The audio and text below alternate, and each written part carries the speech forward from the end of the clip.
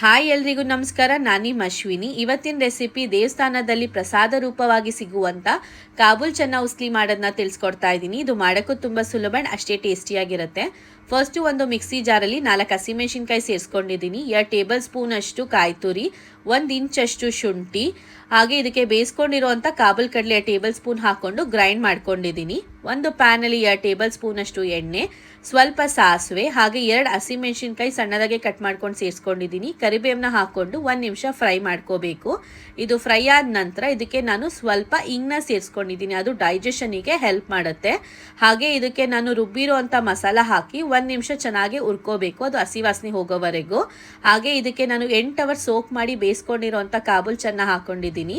ಸ್ವಲ್ಪ ಉಪ್ಪು, ಕಾಯಿ ತುರಿ ಆದಷ್ಟು ಫ್ರೆಶ್ ಆಗಿರೋದು ಹಾಕ್ಕೊಂಡ್ರೆ ಟೇಸ್ಟಿಯಾಗಿರುತ್ತೆ. ಹಾಗೆ ಇದಕ್ಕೆ ಕೊತ್ತಂಬರಿ ಸೊಪ್ಪು, ಅರ್ಧ ನಿಂಬೆಹಣ್ಣ ಹಾಕ್ಕೊಂಡು ಚೆನ್ನಾಗಿ ಮಿಕ್ಸ್ ಮಾಡಿಕೊಂಡ್ರೆ ಕಾಬೂಲ್ ಚೆನ್ನ ಉಸ್ಲಿ ರೆಡಿ ಆಗುತ್ತೆ.